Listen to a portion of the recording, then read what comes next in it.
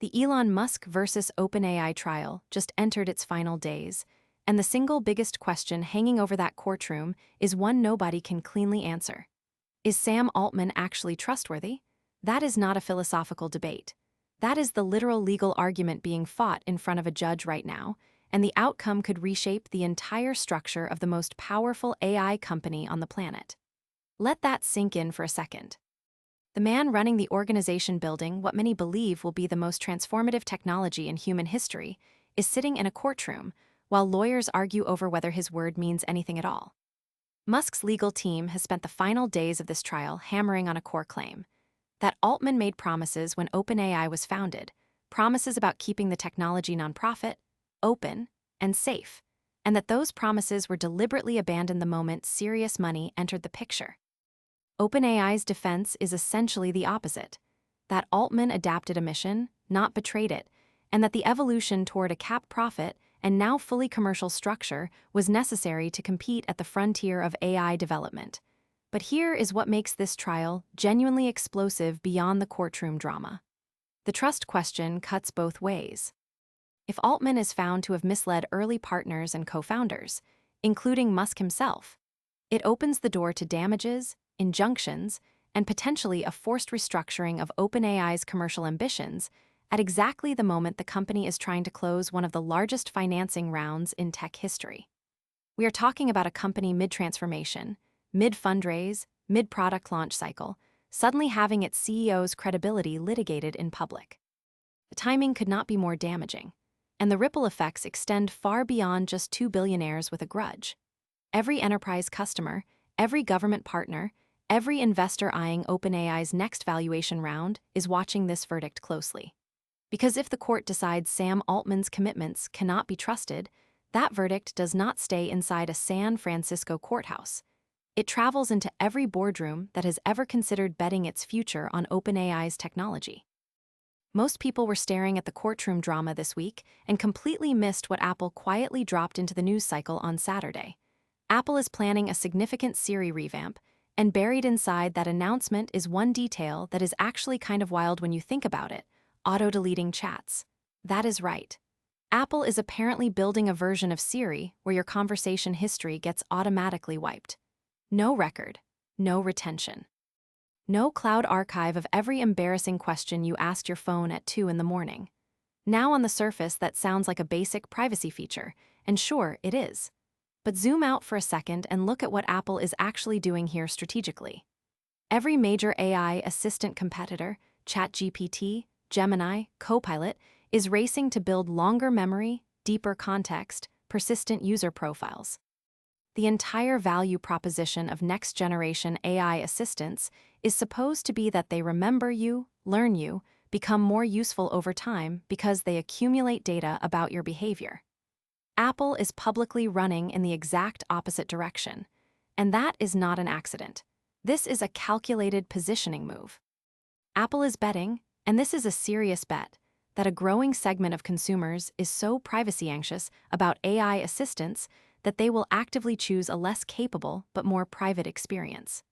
They are essentially saying, "We will sacrifice some intelligence to give you peace of mind." The question is whether that trade-off resonates in a market where everyone else is promising you an AI that knows you better than your own family. There is also a deeper technical story here. Auto-deletion is not just a user feature. It fundamentally changes the feedback loop that makes AI models improve. If Apple cannot retain conversation data, it cannot use real-world interactions to fine-tune Siri at the scale that OpenAI, Google, and Microsoft can. So Apple is either genuinely committed to privacy as a competitive moat, or they are making a virtue out of a limitation, possibly both. Either way, this Siri revamp is shaping up to be one of the most philosophically interesting AI product launches of the year. When Apple takes the stage at WWDC in just a few weeks, the privacy angle on AI is going to be front and center. And the rest of the industry should be paying very close attention. Because if consumers respond enthusiastically to the idea of an AI assistant that forgets them, the entire race-to-remember strategy that every other tech giant is pursuing could suddenly look a lot less clever. Let us talk about the business and political layer underneath all of this, because there are several pressure points converging simultaneously that paint a genuinely tense picture for the AI industry right now. Start with NVIDIA.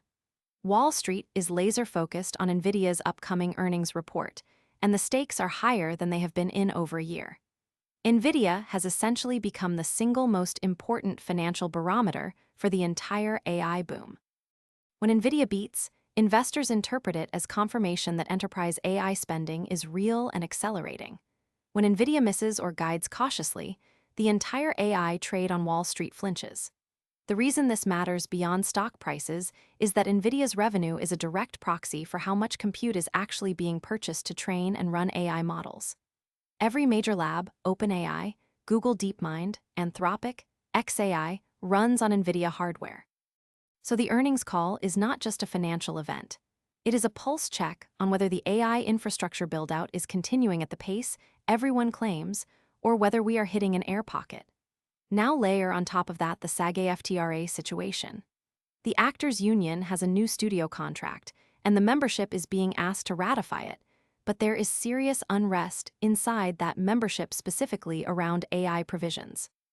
Actors are concerned that the deal does not go far enough to protect their digital likenesses and voices from being replicated by AI systems without fair compensation. This is not a peripheral concern for a niche union. SAG-AFTRA represents over 160,000 performers, and the outcome of this ratification fight will set precedent for how AI-generated likenesses are governed in entertainment contracts across the entire industry. If the membership rejects this deal over AI concerns, it sends an unmistakable signal to every studio and every AI company that performers are willing to go back to the picket line to get stronger protections.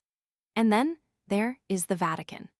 Pope Leo XIV is preparing to release his first papal encyclical, and it is expected to center significantly on artificial intelligence, specifically demanding an ethics-based framework for how AI is developed and deployed globally. Now you might be tempted to dismiss that as symbolic, but consider the reach. The Catholic Church has 1.4 billion members worldwide, operates hospitals, universities, and schools on every continent, and has genuine diplomatic relationships with nearly every government on Earth. A papal encyclical calling for ethical AI governance is not just a press release. It is a mobilization of one of the largest institutional networks in human history around a specific policy position. When the Vatican speaks formally on a technology issue, governments listen, particularly in Latin America, Southern Europe, and Sub-Saharan Africa, where the Church's influence on public policy remains substantial. The convergence of Wall Street earnings pressure, labor unrest over AI and entertainment, and now a global religious institution formally entering the AI ethics debate. This is the week where it became impossible to pretend that AI is still just a technology story. It is now a civilizational one. This week's tool is one that quietly solves a problem that anyone who has ever used an AI chatbot for sensitive work has thought about but never acted on, and given everything we just covered about Apple's privacy push, the timing could not be more relevant. The tool is called Perplexity's new privacy mode, and in one sentence, it is a research assistant that answers questions using live web sources while storing zero data about you or your queries. Here is a concrete use case. Say you are a journalist, a lawyer, or a financial analyst. You need to research a sensitive client matter. Maybe it is a pending acquisition, a legal case, a medical diagnosis.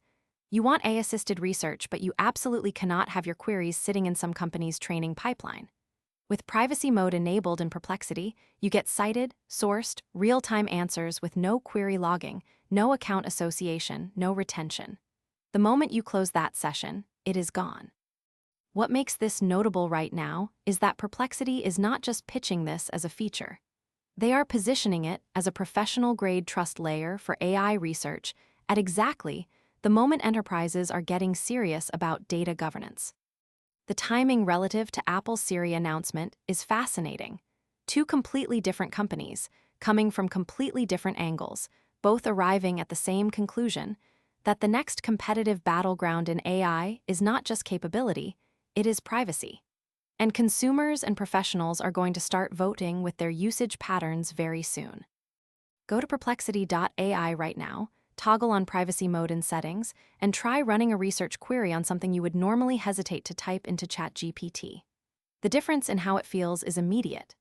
That psychological shift, that sense of safety, is exactly what Apple is trying to bottle with the Siri revamp. And if you think the privacy race in AI is heating up fast, you need to see what Google dropped with Gemini last week. The video is on your screen right now.